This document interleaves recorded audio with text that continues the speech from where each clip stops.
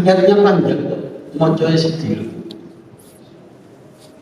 Jikalau sekiranya penduduk negeri-negeri itu beriman dan bertakwa, walau anna ahlal qura amanu wattaqu, kalau penduduk negeri itu, negeri mana saja termasuk Indonesia, beriman dan bertakwa, la fatahna alaihim barakatim minas sama'i wal ardh, kami bukakan pintu berkah dari langit dan bumi. Apa itu berkah?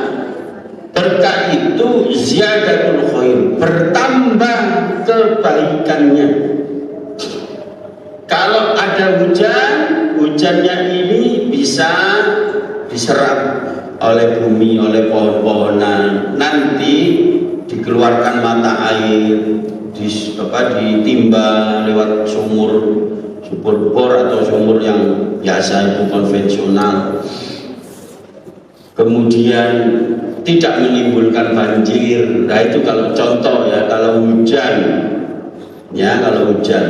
akan membuat manfaat bagi umat manusia. Contohnya itu berkah dari langit, dari bumi hasil pertambangan. Di Indonesia ini Bapak Ibu termasuk yang banyak gunung emas. Gunung tapi emas. Rasulullah dulu saja ketika mendakwakan kepada orang Quraisy itu ditantang, ya Muhammad, kami mau masuk Islam kalau kau bisa nyulap gunung Uhud ini jadi emas. Gunung Uhud itu bukan gunung sebenarnya, bukit. Kalau di Indonesia ini namanya bukit. Pondok saya itu kan di Pasuruan, itu sebelahnya kebun raya Purwodadi, itu kan perbukitan. Bukit ya kayak gitu, itu masih besaran itu. Gunung Baung, ada Gunung Baung, ada air terjunnya itu. Saya setelah kesana 3 kali di Uhud itu, ini bukan gunung kalau di Indonesia, ini bukit. Nah itu orang sana menyebut gunung, andaikan bisa merubah Uhud ini, gunung Uhud ini jadi emas, kita akan masuk Islam, katanya gitu. Mau doa Rasulullah, Allah kirim malaikat Jibril negur, ya Muhammad, boleh kau doa seperti itu dan Allah pasti kabulkan. Ya, pesannya Allah, kalau dikabulkan gunung Uhud jadi emas, kemudian mereka tidak masuk Islam, akan dimusnahkan semua, diadab oleh Allah. Mau seperti itu? Kalau begitu tidak usah.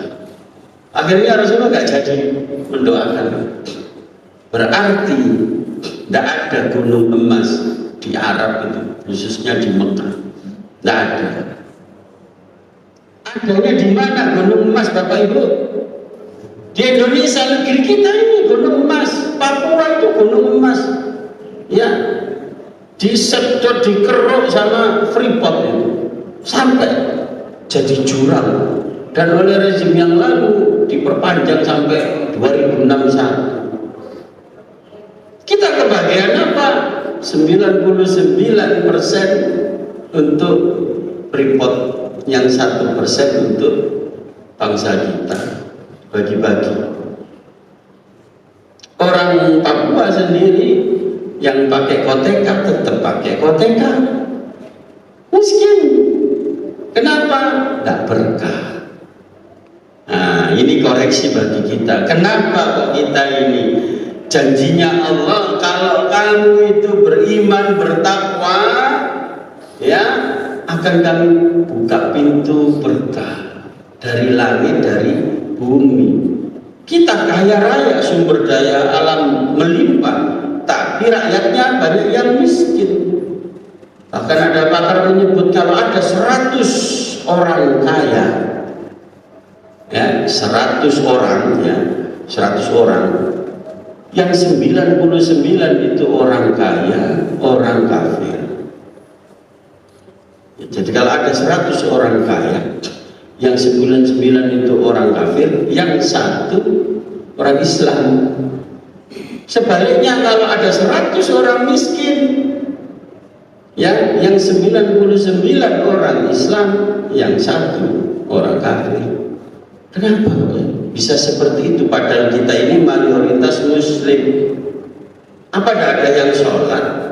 Nah ini para jamaah, koreksi bagi kita. Allah janji, Allah tidak pernah mengingkari janji. Kalau kamu benar-benar beriman maksudnya bertauhid dan bertakwa, menjalankan perintah Allah, menjauhi larangan Allah, itu takwa, menjalankan syariat. Ya. Kami bukakan itu. Berarti di negeri kita itu banyak orang ngaku Islam tapi tidak bertauhid dan tidak menjalankan syariat Allah. Buktinya apa?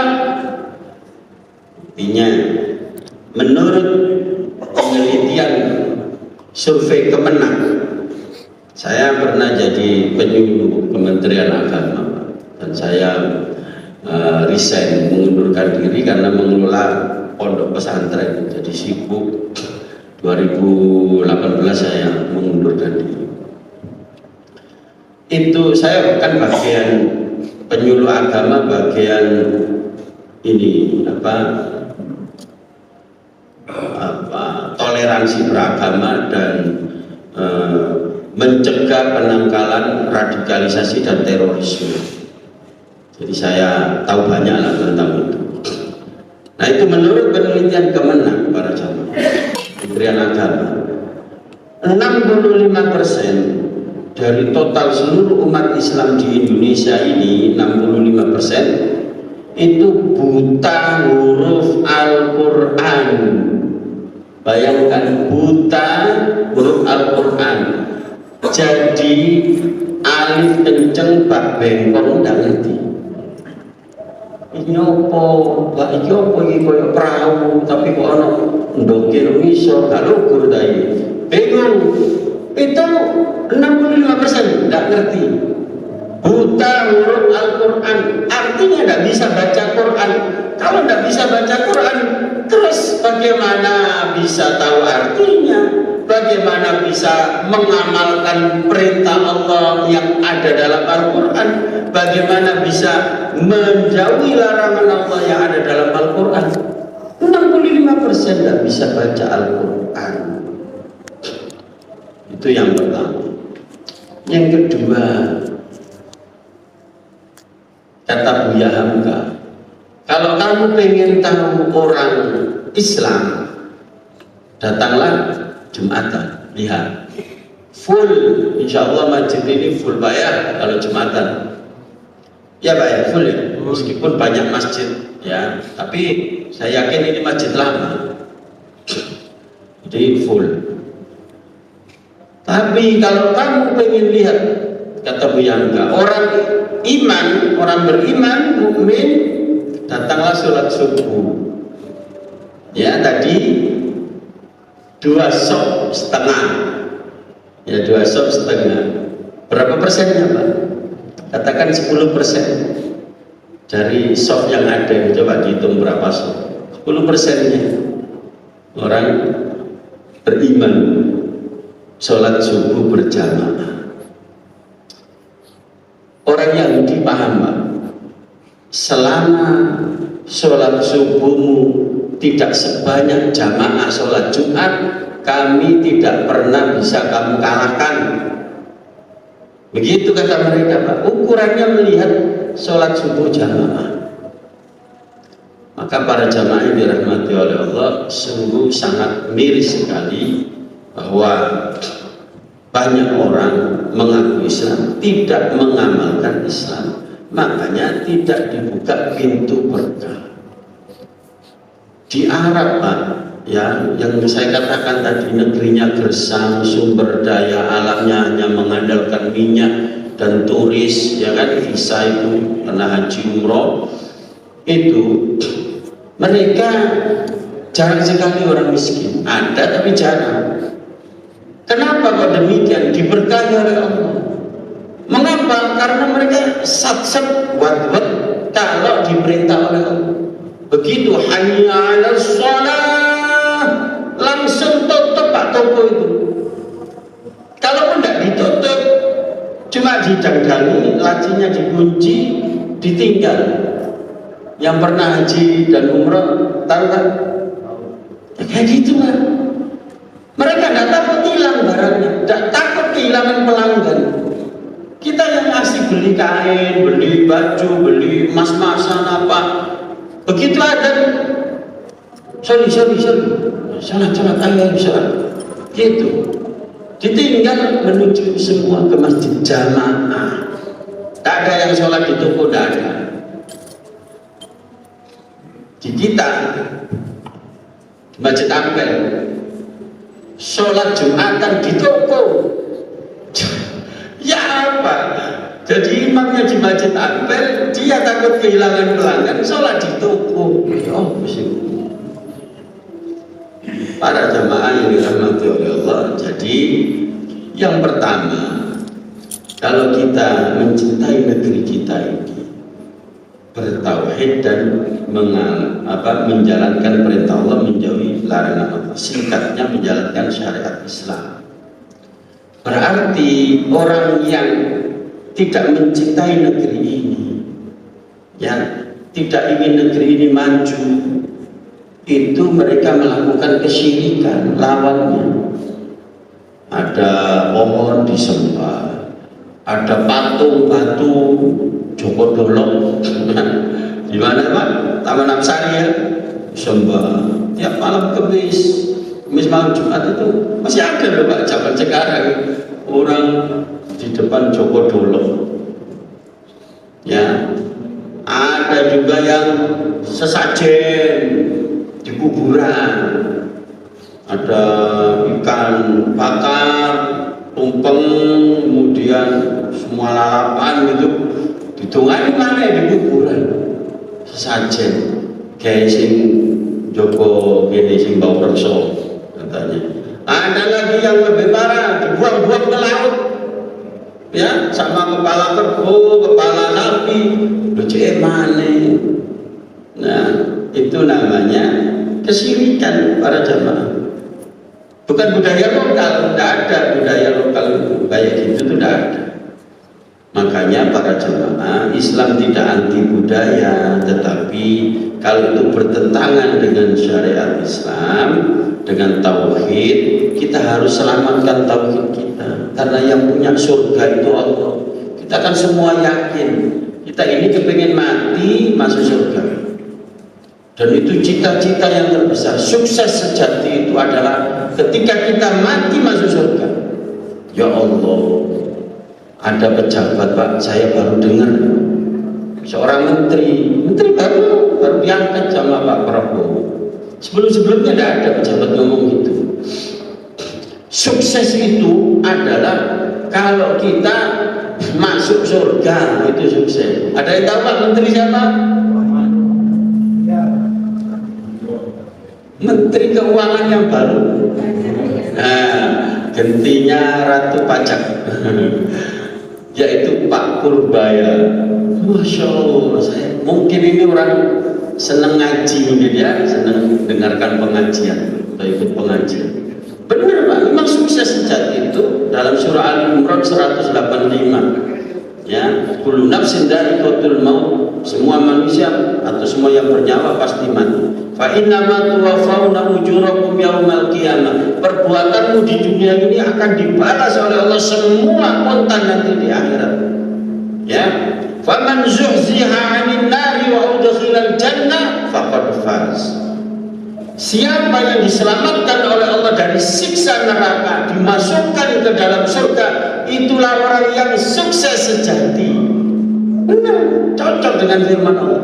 Lalu kehidupan dunia bahwa malah hayat dunia illa mata'ul ghurur. Manusia, kehidupan dunia ini nikmatnya nipu kamu.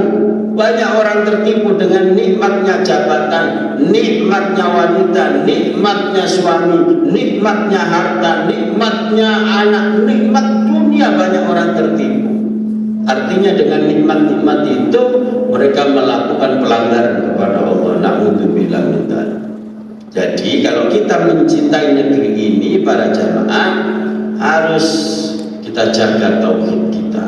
Kita hanya beribadah kepada Allah. Bukankah inna sholati wa nusuki wa mahyaya wa mamati lillahi rabbil alamin. Nah, kita baca ada yang doa kita itu banyak. Jadi doa kita itu banyak, Pak. Entahnya Allahumma baini wa baina itu aja. Jadi ada inna sholati, semua sholatku, nusuki ibadah sembelihanku, wa mamahyaya hidupku ini, dan matiku, kata Allah, kata kita ya dalam doa itu, lillah, hanya untuk Allah. Itulah yang namanya tauhid itu. Rabbul alamin, Rabb semesta alam. Dan kita patuh kepada perintah Allah, Pak. Jadi umat Islam ini umat pilihan Allah, dipilih oleh Allah. Summa awrasnal kitab alladziina astafaina min ibadina faminhum dhalimun li nafsi faminhum muqtasid faminhum sabiqun bil khairat biidznillah. Kami pilih umat manusia ini, di antara umat manusia kami pilih, kami beri Al-Quran. Jadi orang Islam itu pilihan, para jamaah. Bukan presiden yang milih, bukan bapak ibu kita, tidak bisa. Yang milih ini Allah, yang memberi hidayah Allah. Kita bukan pamannya Nabi, bukan keturunan Nabi, kecuali ini Nabi Adam, ya. Jadi kalau ribut-ribut nasab turunannya Nabi apa? Ya Nabi Adam. Kita ini semua turunan Nabi Adam, ya kan? Bukan Nabi Muhammad. Ya, Nabi Muhammad perlu diteliti asli apa enggak kan gitu. Nah, kita ini bukan siapa-siapa, manusia biasa, dipilih oleh Allah jadi orang Islam, Pak. Bu, jadi orang Islam itu pilihan. Tidak bisa kau daftar, ya Allah saya daftar jadi orang. Tidak bisa, kalau tidak dipilih tidak bisa. Yang daftarkan Rasulullah itu loh ditolak sama Allah. Ya Allah, pamannya Nabi Abu Thalib. Kurang apa jasanya membela Nabi? Kalau ada yang menghalangi dakwah Nabi, harus berhadapan dengan dia. Selama Abu Thalib masih hidup, tidak ada orang ngodek-ngodek Nabi, tidak ada berani menghina Nabi, tidak ada. Apalagi sampai mau membunuh, tidak ada. Aman hubungan politik. Tapi tidak dipilih oleh Allah jadi orang Islam. Ya Allah. Terus jasa kita apa, para jamaah? Kepada Islam ini apa? Abu Thalib banyak jasanya loh. Ya. Alhamdulillah kita dipilih jadi orang Islam. Tetapi sayang umat Islam dibagi tiga. Dhalimun li nafsi tadi itu. Tidak melaksanakan kewajiban, maksiat melulu. Ini yang menghancurkan negeri itu, yang merusak negara itu. Ngakunya Islam korupsi, ngakunya Islam berzina, ngakunya Islam selingkuh, ngakunya Islam begini narkoba, bahkan pemakai. Ya Allah, ini yang merusak itu, Pak. Yang tidak mencintai negeri itu orang-orang ini. Tapi mereka membalik. Saya Pancasila, saya NKRI, keliru. Orang itu menungso itu Pancasila. Ya. Kadang begitu, para jamaah. Maling teriak maling. Kita umat Islam yang baik-baik, suku berjamaah, ngaji, ngapalin Quran, dituduh yang enggak. Yang merusak mereka itu. Yang kedua, muktasid. Memang kata Allah ada orang Islam yang pertengahan. Pertengahan itu sholat tapi juga maksiat, gitu Pak ya. Jadi sholat, gitu, melakukan sholat, melaksanakan kewajiban sholat, tetapi juga kadang bermaksiat. Nah, yang terakhir, sabiqun bil khairat biidznillah. Yang dia tinggalkan yang haram, jangankan yang haram, yang makruh saja dia tinggalkan, bahkan yang halal dibatasi. Hidupnya zuhud, dia punya banyak harta, tetapi dimakan secukupnya untuk anak istrinya, dan yang lainnya dipakai di jalan Allah. Kalau soal harta, sholat juga demikian, sholat 5 waktu, terutama yang lagi berjamaah di masjid, ditambah tahajud, ditambah sholat sunnah rawatib, puasa Ramadan, puasa sunnah. Inilah yang kadang muncul karomahnya di dunia ini, Pak. Waliullah ini, siapa waliullah? Ya semua kita ini waliullah, kekasih Allah. Walaupun yang tadi itu, yang kadang suka maksiat itu juga waliullah, cuma kelas rendah. Semua orang Islam yang la ilaha illallah Muhammad Rasulullah itu waliullah. Nah, yang kelas tinggi ini kadang muncul karomahnya. Kertek hati belum minta ke Allah, butuh apa langsung dikirim sama Allah rezeki. Apa yang diminta, kadang seperti itu para jemaah. Dan itu insya Allah pernah kita alami semua ketika kita ini rajin ibadah takarrub dekat dengan Allah. Nah begitu para jemaah. Yang kedua, wujud kita mencintai tanah air kita adalah menjaga keamanan para jemaah. Aman ini nikmat yang sangat besar sekali. Aman dulu baru apa Pak? Nyaman. Jadi aman terus baru ditambahi NY, nyaman. Orang tidak bisa nyaman hidupnya kalau tidak aman. Betul apa betul Bu Pak? Harus aman. Kampung kita harus aman. Makanya kalau jenengan jadi RT dan RW punya kewajiban amankan kampung. Jangan kemudian ada orang di pojokan itu suka mabuk-mabukan, terus sampai lihat sebagai RT RW menang tidak wani, ya telepon polisi Pak. Lo polisi ini backing Ustaz, ya telepon komandan nih. Sekarang itu kan banyak itu backing-backingan. Wah, para jamaah jaga keamanan lingkungan kita. Kalau ada maling, istilahnya ojo malah disili ondo. Maling disili ondo. Artinya jadi dom. Di Pacar Kembang kemarin laporan sama Pak Armuji itu Pak, ada kabel telepon Pak dicolong Pak dengan terang-terangan, dan orang itu menyaksikan tidak ngerti ini maling. Kenapa? Bawa mobil gitu, bawa mobil kemudian kan di dalam tanah digulung dengan mobil itu digeret. Itu orang-orang kampung tahu. Kok bisa tidak curiga? Karena bagian security kampungnya itu ya jadi domnya dan backingnya. Kira orang kampung itu bagian keamanan misalnya, oh berarti ini aman ini resmi toko Pemprov atau Pemkot gitu, dibayar maling. Nah ini yang seperti itu oknum para jamaah.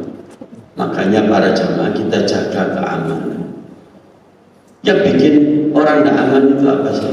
Kadang salah paham, cekcok antar tetangga. Makanya kita itu harus meredam. Islam itu ngajari preventif.